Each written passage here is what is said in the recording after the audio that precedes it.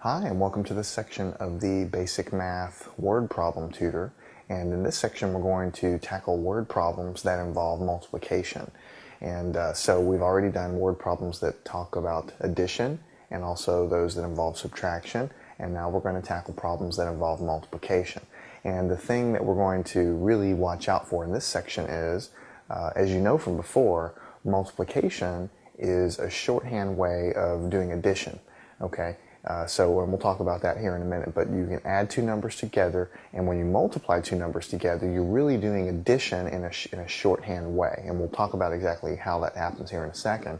And so because of that, some of the key words that are in the word problems, the keywords to look out for to know what to do are some of the same keywords that we have for the addition problems. So it can be a little bit confusing sometimes to know when to add them and when to multiply them. But I think the way we're going to tackle that is by working a lot of example problems and also just by understanding exactly what the problem is telling us. And that will tell us, by truly understanding the problem, if we're supposed to add these numbers together or multiply them.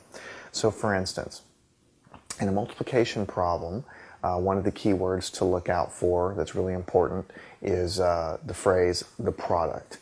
The product of this number and that number, the product of this and the product of this and that. That's a key word that by itself usually almost always means multiplication. So watch out for the phrase find the product of, or what is the product of this, okay?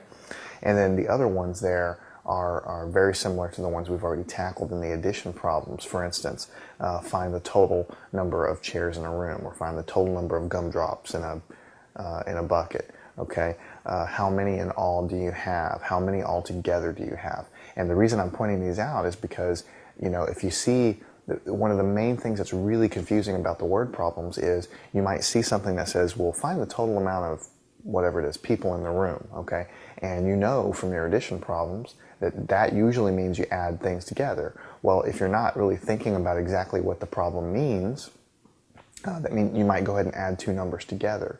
But you have to really read the problem to know if it makes sense to add them, like the problems we've already done before, or maybe it makes sense to multiply them. And there's only one right way to do it. And the only way you can get good at that is to work some example problems. So that's what we're going to do here.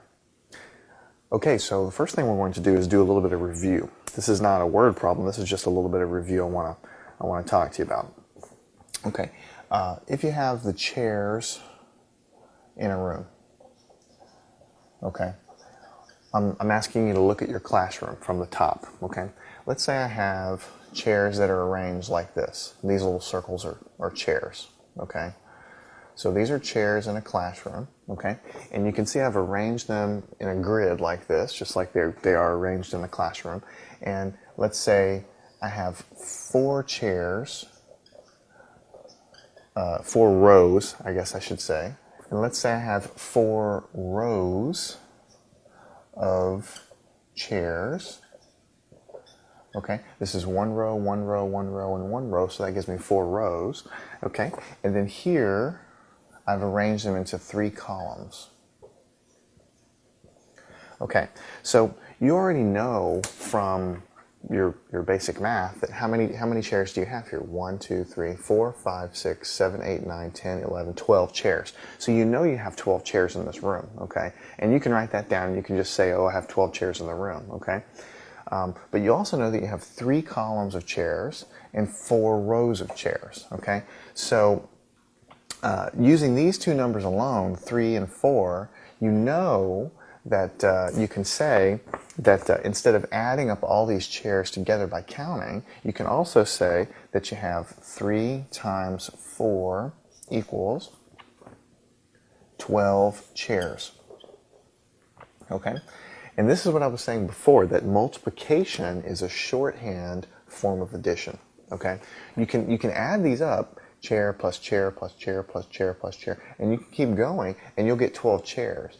But if you can arrange it into so many columns and so many rows, and you multiply those together, what you're saying here is you have 3 columns, okay, and you have 4 chairs for every column that you have. So multiplying them together is a short way of adding them in this column row fashion, and you get the 12 chairs. It's really important to think about here.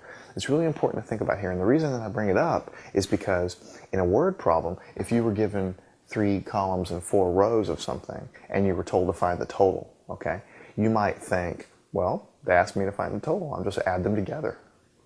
Okay, but that would be totally wrong. You can't just add them together because there's not 7 chairs here. You have to think about how it's arranged. And you have to think about the fact that, okay, this is arranged in rows and columns. It's arranged in 3 columns and 4 chairs per column, okay? And so then, since it's 4 chairs per column, for every single column I have 4 chairs, and since I have 3 columns, I must multiply them together to get the total number, which is a shorthand way of adding them all up, okay? So in all of these problems, you're going to be given some numbers, and a lot of times all it's going to say is, find the total amount of something. And you're going to be tempted to just add them together, and you get really confused. When do I add them and versus when do I multiply them? It depends on the problem, you see. You can't just can it like that and make it, you can't make it just something that applies to every situation. You have to read the problem 3 or 4 times, understand exactly what it's asking you to know when you have to multiply them and when you have to add them. And that's what we're going to do here today. So rather than continuing to talk about it, let's go ahead and just work some problems. And we'll go ahead and do a problem very similar to what we've talked about here. The first problem is a classroom has the students' chairs arranged into 11 rows with 7 chairs in each row. How many chairs are there altogether?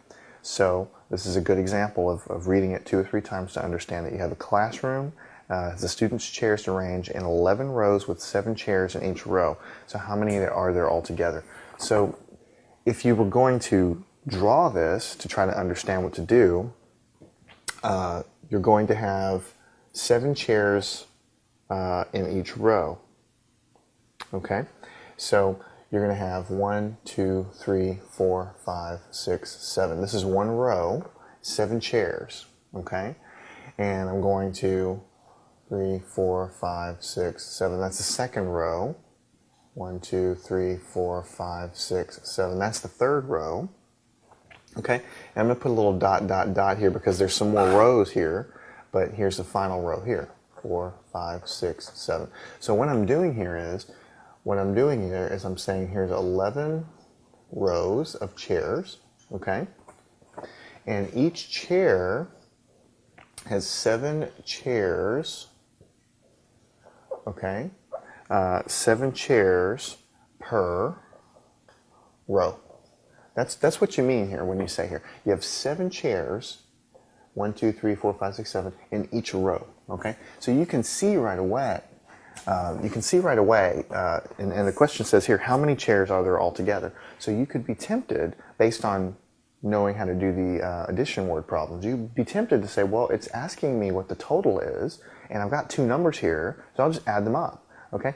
But you know that 11 plus 7 is only going to give you 17 chairs. And if you think about it, you know that if you have 11 rows, that's 11 rows of chairs, and every single row has 7 chairs in it. There's no way that the total number of chairs is only going to be 17. It just doesn't make any sense. You have to think about the problems and figure out if they make sense, okay? So the dead giveaway in this particular problem is that you have rows and columns. Anytime you got rows and columns or anything arranged like this, you're going to have to multiply them together to find out the total number. So the way that you will do that is you will say that you have 11 rows and 7 chairs per row, okay? And so you'll just go ahead and do the multiplication here to find out the total number of chairs altogether, okay? So to do that, you start with 7. You go 7 times 1 from your multiplication table. 7 times 1 is 7. So you're done with dealing with this number. And then you move on and you say 7 times 1 over here also gives you 7. So the answer is 77 chairs. Okay? So you see, once you knew what to do, okay, the math wasn't very hard. It was just a simple matter of multiplying and getting the answer. The trick is knowing what to do. Okay, so here you had 2 numbers, 7 chairs per row, and you had 11 rows, and you're asked to find the total number of chairs in all, so you would be tempted just to add them together, but that would only give you 17, and that's only 17. That's not even close to 77. That's not even close to the number of chairs in the room, okay? So you have to think about what makes sense, and you have to think about if what you're doing makes sense. And so we're going to work some more examples, and we're going to get some practice dealing with knowing when to multiply and when to add, which we've already covered before. Okay, the next problem goes something like this. If you purchase 12 gallons of milk at $3 each, how much money will you need to pay?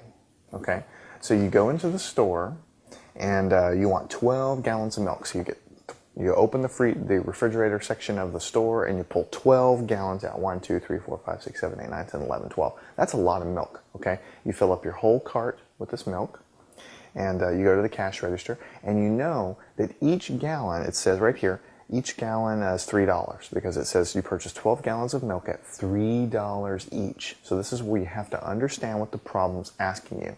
It's 3 gallons or $3 each. For each gallon of milk, I must spend $3. That's what this means, okay? How much money will you need to pay? So the last sentence, how much money will you need to pay, is telling you that you really need to know how much money in all, or how much money altogether, that you're going to need to hand the cashier. So again, if you were in a rush, you might look at this and say, well, they give me two numbers, $3 and 12 gallons of milk. They're asking me how many in all, or how much money in all, so maybe I need to add these together. Without thinking, you would maybe go off and try to do that. But that's going to give you the total wrong answer, okay? Because what it's telling you, and you have to understand this, is that you buy 12 gallons of milk, okay? But each gallon costs $3. That means this gallon costs $3, this gallon costs $3, this one costs $3, this one costs $3, and all the way up, because you have 12 of these things. So you have to add, all these $3 gallons together, okay? And when you're doing it like that, when you have a lot of things and so many dollars per gallon or something like this, then multiplication is the shorthand way of adding those all together. Because don't forget, if you have 12 gallons, 1, 2, 3, 4, 5, 6, 7, 8, 9, 10, 11, 12 gallons, and this one costs $3, and this one costs $3, and this one costs $3, and this one costs $3, and this one costs $3, and so on all the way down. What you're really doing is you're saying 3 plus 3 plus 3 plus 3 plus 3 plus 3, all the way down for every gallon of milk you have. And that's how much money you owe the cashier. But, we invented multiplication to do that addition for us shorthand, okay, so that we don't have to sit there and add up all this stuff. That would take forever. So you just multiply these things together. So if you purchase 12 gallons of milk at $3 each, how much money will you need to pay? I have 12 gallons of milk at $3 per gallon, so I just multiply them together because each gallon of milk that I have costs $3. So 12 times $3 per gallon will give me the total amount of money that I need to pay. So let's go ahead and do this. 3 times 2 from your multiplication tables gives you 6. Now we're done with that column, and then you move over here. 3 times 1 gives me 3. So the answer is $36. That's how much money you're going to need. Now, one more thing I want to show you that I'm going to start doing in every single problem from here on out is the units. Remember, we've always been doing units all the way in the addition problems and the subtraction problems, and I'm going to use them here too. Okay? Don't forget that you have 12 gallons, that's your unit. 12 gallons of milk, okay? And you also know that they cost $3, okay, per gallon, okay, per gallon. That is the unit here, $3 per gallon, dollars per gallon, that is the unit, okay? So if you multiply these together, which is what we already know we must do, okay, then the way you would write it to understand what's going on here is you would write down the 12 gallons, okay? Now, watch this. I'm going to multiply this, okay, like this, 12 gallons times $3, and I'm going to write $3 per gallon like this. okay? $3 per gallon. I'm going to write it with a bar like this. This bar is nothing fancy about it. It just means it's dollars per gallon. So this little bar here means per. That's all it means. Anytime you have dollars per gallon, miles per hour, anything like that with a per, okay? Something happens per unit of something else. You just put a little bar here, and that just means dollars per, okay? And what happens here is, when you multiply the 12 times the 3, you get the answer that you want, but don't forget you always have units here, okay? So what happens is, because this gallon is on the top and this gallon is on the bottom, anytime you have one on the top and one on the bottom like this, they get rid of each other. This gallon cancels with that gallon. So it just drops out. It disappears. It just goes away, okay? So what you're left with is 12 times 3 gives you 36, and you're only left with dollars.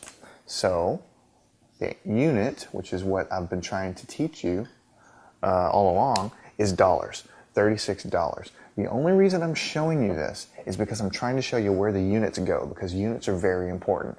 12 gallons times $3 per gallon.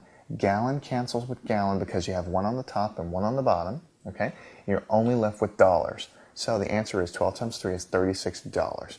That is going to be useful for you to understand what happens to all these units as we do all of these problems, so that you're not guessing, okay? You know you got the right answer because the problem said, how much money do you need to pay, okay? Well, because I did this correctly, I'm left with a unit of dollars. Dollars is a unit of money, and that's what I need in order to pay the cashier is money, okay? So if this isn't totally clear, okay, go on and do the next problem with me and the one after that. And I think after seeing 2 or 3 of them, you'll understand what's going on. But hopefully it's clear, but even if it's not, go ahead and watch the next one, okay? And I think it'll be clear. So the next problem goes like this. You sell lemonade at a lemonade stand at $1 per cup, okay? On Saturday, you sell 21 cups of lemonade. How much money did you make? Now, the first thing to notice is it tells you right here you have one of these units, $1 per cup. Okay, that's exactly what we just had over here when we had $3 per gallon, okay, of milk. Well, here we have lemonade and we're selling it at $1 per cup. That means for every cup that I sell is $1. $1 per cup that I give to you, $1 per cup that I give to you, $1 per cup that I give to you. Every cup is $1. That's what that means. Okay. On Saturday, you sell 21 cups of lemonade. How much money did you make? So you see, same thing with this last sentence. How much money did you make? It makes it sound like, you're supposed to add them together almost, because how much means, as we talked before, you're trying to add them up. But because multiplication is a shorthand way of adding things together, you have the same keywords here. You have to understand the problem in order to know if you're supposed to add them or multiply them. Okay?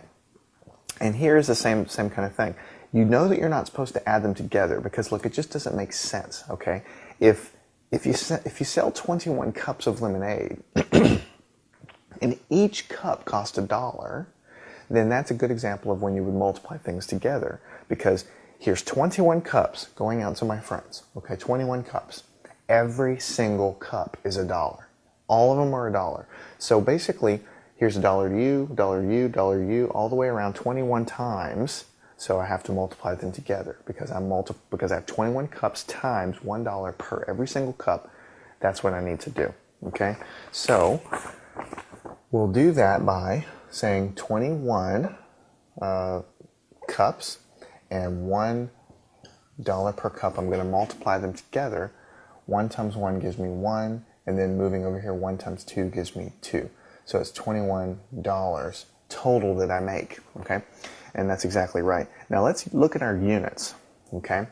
If we were to look at our units, it would be 21 cups, okay? Because that's what it says in the problem. I sold 21 cups of lemonade, okay? Times $1 per cup. Remember, dollar and then per, I have to put a little line here, cup. $1 per cup, okay? So notice I have cups on the top and cups on the bottom. So because I have one on top and one on bottom, they disappear. They don't appear in the final answer, okay? So 21 times 1, we already said, is 21. And cups cancels out with cups, so I'm left with dollars. So that is why, okay, that is exactly why when you take 21 cups of something times $1 per cup, you're left with $21. $21 is how much money you made. Now, the other thing I want to say before we leave this problem is, you might have been tempted in the beginning, because you're given two numbers here, and you're asked to find the total amount of something. You might, if you were in a rush, you might be tempted to add them together. But you can see now that that would make no sense at all, because if you add these together, 21 plus 1 gives you 22, okay? And that just isn't right. It's not the right answer, and it doesn't make sense. Why would you add the number of cups of something plus the number of dollars per cup? That just doesn't make sense. Multiplying lets you cancel these units here, and you're left with the number of dollars, which is what you need. So just think of it this way. 21 cups, every single cup costs $1. So 21 times the $1 for every single cup gives me the $21 that I made in the end. The next problem says, your car can travel 27 miles per gallon of gas, and you take a trip to a friend's house, and you burn 13 gallons of gas. How far did you travel? Okay. Now this is an interesting problem, and you have to really think about this problem. Let's read it one more time. Your car can travel 27 miles per every gallon of gas, so 27 miles per gallon, and you take a trip to your friend and you burn 13 gallons of gas. Okay. How far did you travel? This is a great example of a problem that you really have to understand, okay? Because it's asking how far did you travel. You know that you're trying to find out the total distance traveled. You might be tempted, if you were in a rush, just to add these numbers together, okay? Because, you know, if you're not thinking clearly, you might say, well, I have two numbers here, and I'm supposed to find out how far I go. I'll just add them together, okay? Well, you can't just do that. You have to understand what it's asking you.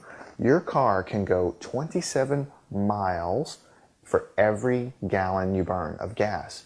So if I burn a gallon here, I go 27 miles. I burn another gallon, I go another 27 miles. I burn another gallon, I go another 27 miles. Another gallon, another 27 miles. And go on like this, okay? But in the end, when I start driving, I burn a total of 13 gallons of gas. So I know I have to multiply these together because it just doesn't make sense otherwise. If I go a total distance or if I burn a total amount of gas of 13 gallons, okay, and every single gallon gets me 27 miles, okay, I must multiply them together to find the total number of miles. 13 gallons times 13 gallons driven times 27 miles per every single gallon of gas gets me the total number of miles that I traveled. So if that's not clear, let's go ahead and work it out here. 27 miles per gallon times 13 gallons that the car uses of gas. So 27 miles per gallon traveled, or per gallon of gas burned, okay, times 13 gallons burned is going to give me the total distance that I've gone, okay? So how would I do this multiplication? Starting with the 3 here, 3 times 7 is 21, okay? So I put the 1 down here, and I have to put the 2 up here, because I have to put 21, put the 1 here, and the 2, I do not want to put it here, I want to put the 2 up here, okay? And now to continue multiplying, 3 times 2 is 6, plus the 2 I put here gives me 8, okay? So I'm done with this 3. 3 times 7 is 21, I put the 1 here, carry the 2, 3 times 2 is 6, plus 2 gives me 8. I'm done with that part. Now I'll put a 0 here, and I move over to the next part.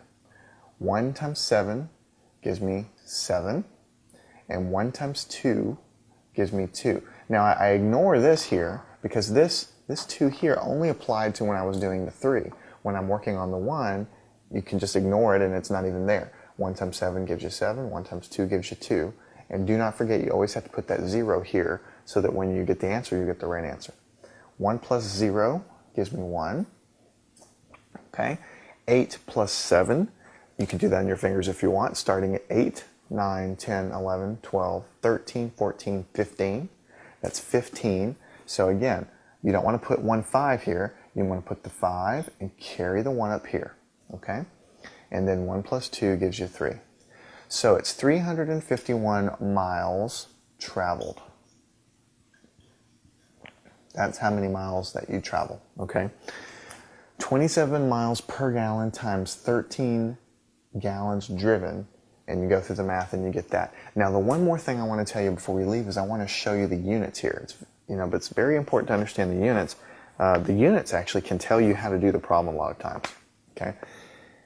I have a car that can go 27 miles per gallon of gas used. That means I can go 27 miles for every single gallon that I burn, okay? If I'm multiplying times 13 gallons of gas that I burned, okay, you can see what happens here when I do the multiplication. I've got a gallon on the bottom and a gallon on the top. So because of that, I told you the rule is you can get rid of gallons with gallons. They just disappear. They don't matter anymore. So when I actually do this multiplication of 27 times 13, I arrive at 351, and the unit is not going to have anything to do with gallons because gallons gets rid of gallons. It's going to be 351 miles. So you see, I'm drilling in the units here because you can use the units to figure out what to do. And I mean that. You can use the units to figure out what to do. You shouldn't add these together because adding miles per gallon to gallons doesn't even make any sense. When you add two things together, like 3 apples in this hand and 3 apples in this hand, apples plus apples is apples, okay? But when you have miles per gallon, if you tried to add it to 13 gallons, it just doesn't even make sense. You have to have the same unit to add things together. But when you multiply, if it's miles per gallon or whatever, something per something else, and you have the same thing on the top, the gallons and the gallons, they cancel, they get rid of each other, and the unit that you're left with is miles. So because the problem said, how far did you travel, you know that the unit in the end that you're going to have is miles, okay? So multiplying is what we have to do here, but even if you really had no idea, you could just look at the units to figure out if you had to multiply or not. Gallons cancels with gallons, leaves you with miles. That would be something that could tell you that you need to multiply. If you forgot everything else, you could do this and you could say, well, I have to get miles, so I'm going to do this to get miles. Okay? We're going to see this time and again as we work these problems. So this unit stuff, if it's not totally clear, it will be clear by the end of the lesson here. The next problem. You are cooking hot dogs for a party. You have 32 guests, and each person would like to eat 2 hot dogs each. How many hot dogs do you need? Okay? So you see it's the same kind of thing. You have 32 guests at your party and 2 hot dogs per guest. You see, all these problems deal with something per something else, okay? So 32 guests at your party, 2 hot dogs per guest. I think you can figure out by now that you're going to end up multiplying because you have 32 people, but every person wants 2 hot dogs. So this guy wants 2, this guy wants 2, this guy wants 2. So the shorthand way of doing all that addition is to say, well, I have 32 people, 2 hot dogs per person, multiply them together. Okay? So if I have 32 hot dogs and 2 hot dogs per person, I can just multiply. Okay? 2 times 2 gives me 4. I'm done with this part, and I just move over here. 2 times 3 gives me 6. So I need 64 hot dogs. Okay? That is the answer. Now let me show you the units so you'll understand how we got to that. If I have 32 guests, because that's what the problem says, 32 guests are at my party, times, because that's what we did here, we multiplied, 2 hot dogs per guest. So I put a line here and I say it's per guest. This little line just means hot dogs per guest. That's all it means, okay? So I have guests on the top and guests on the bottom, so they cancel out. They disappear. They don't even appear in the answer, okay? So 32 times 2, we already told you, is 64. And what is the unit? Well, it's not guests because they disappear. It's 32 hot dogs. Okay? So if you know how to write the problem down in terms of your units, you know that you're trying to find out the total number of hot dogs, so you're going to know that you need to multiply them together to find out the total number of hot dogs, because here you have 32 guests, and here you have 2 hot dogs per guest. Okay, so in the end you'll have 64 hot dogs just by the units. Okay, the next problem goes like this. There are 16 kids in a classroom. Each person gets 2 apples and 3 oranges. How many pieces of fruit does the teacher need to purchase total? Okay, so you have 16 kids in a classroom, okay, and each kid, okay, gets 2 apples and 3 oranges. What does that mean? First of all, think about that. That means you need 2 apples per kid and 3 oranges per kid. So anytime you have something per something, and you're trying to find the total number, you're probably going to end up multiplying some things together, okay? You have 16 kids in the classroom. Each kid gets 2 apples per kid, 3 oranges per kid, okay? So that's what we need to think about there. And we're trying to find the total number of pieces of fruit that we need to buy all together, including the apples and the oranges, okay? So if we were going to think about this, if we had 16 kids in the classroom, and 2 apples per kid, so every single kid gets 2 of them, then we're going to multiply them as a shorthand way of adding up all those apples. 16 times 2, 2 times 6 gives you 12, so I'm going to put the 2 here, carry the 1, okay? Now I'm done with that column. 2 times 1 is 2, plus the 1 gives me 3, so it's 32 apples, okay? 32 apples total that I'll need. And let's go ahead and look at our units just for the apples, okay?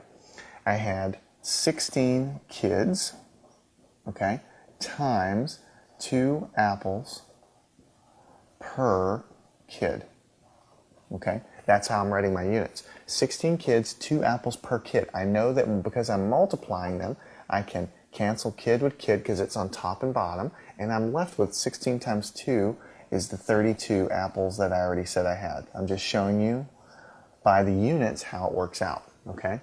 So I need 32 apples. Okay, good, I'm done with that part. Now let's figure out how many oranges I need. 16 kids times 3 oranges per kid. 3 oranges per kid.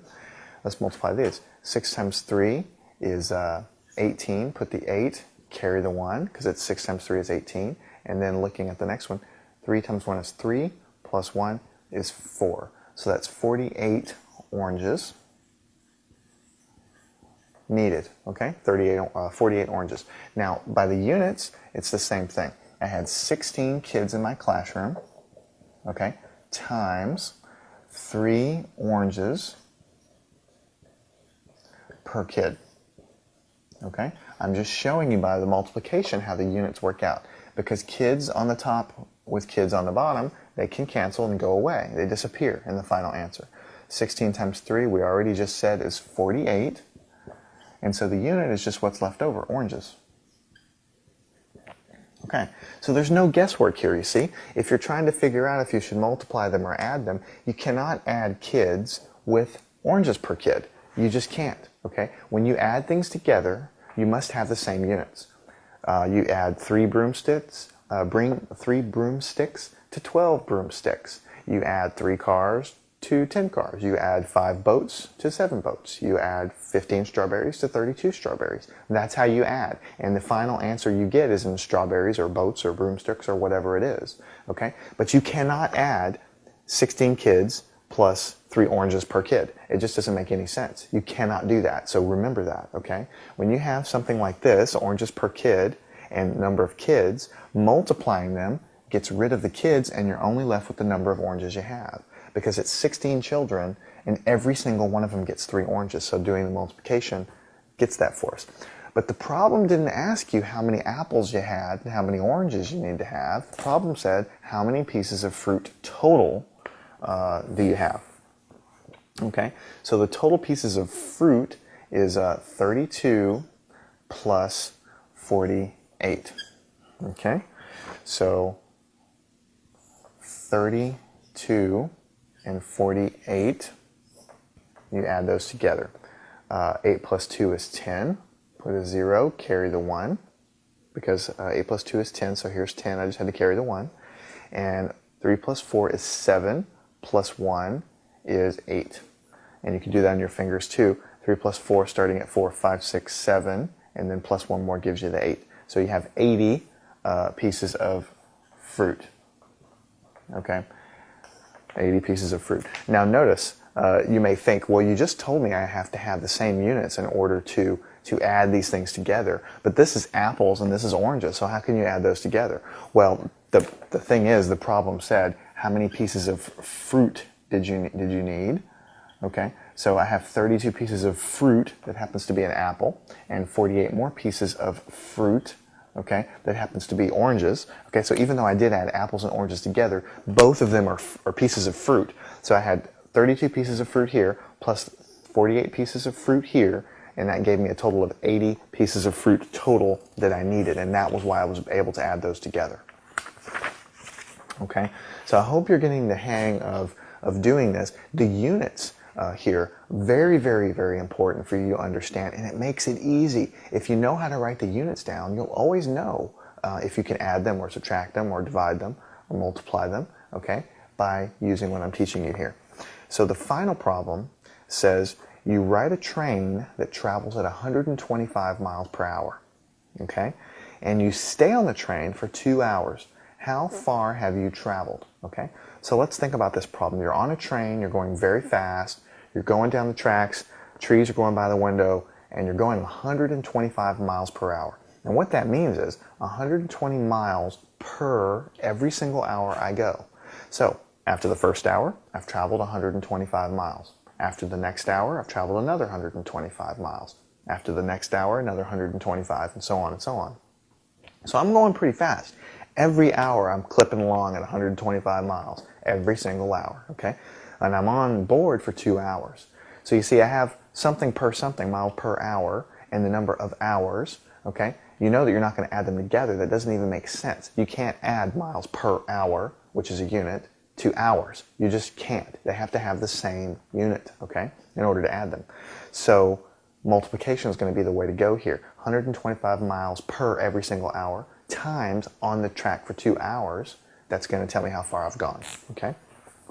So if you wanted to convince yourself of that, if you wanted just to use the units to help you figure out what to do, you would say, well, let's try it out. Let's say I'm on the track for 125 miles. The speed of the train is 125 miles per hour.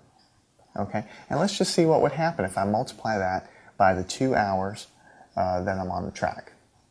Okay, well, you can see right away that hours is on the top and hours is on the bottom, so I can cancel it. They disappear. They totally disappear from the problem. They are not in the final answer. Okay, so if I were to multiply 125 times 2, the unit would be miles, and that is exactly what it's asking for. How far have you traveled? This is a unit of miles. That is a distance, okay? So all I have to do is multiply them together. 125 times 2, okay? Which is going to tell me how far I've traveled. 2 times 5 gives me 10, so I'm going to put the 0, carry the 1, okay? Now I'm done with this one. Move on. 2 times 2 is 4, plus 1 is 5. Okay, I'm done with that one. Move on. And then finally, 2 times 1 gives you 2. So 250 miles. And I have a unit of miles because when I multiply them together, the hours cancel with the hours. They disappear. They're not in the final answer. And so I've gone 250 miles because I was traveling at 125 miles per hour, and I was on there for 2 hours. Okay, so I traveled a total distance of 250 miles. So the trick in this section, truthfully, is to really understand the problems. The biggest problem people have with word problems is confusing the multiplication problems with the addition problems, because you always have a statement at the end like this one that says, how far have you traveled? And it might lead you to think that all you have to do is add these together. But just as in this example, it doesn't always make sense to add things together. You can add apples to apples and oranges to oranges, and you can add fruit to fruit, and you can add dinosaurs to dinosaurs and trains to trains. You can do that, okay? And that makes sense, okay? But you cannot add things like in all of these problems. Dollars per gallon of milk, dollars per cup of lemonade. You can't add those to things like, you can't add a dollar per cup plus cups. You just can't do that. You cannot add miles per hour to hours. The units are different. You can't add them together. It just doesn't make any sense, okay? But when you multiply these things together, and I showed you how the top can cancel with the bottom in the units, okay, and you're left with the unit that you want, that is why the multiplication works.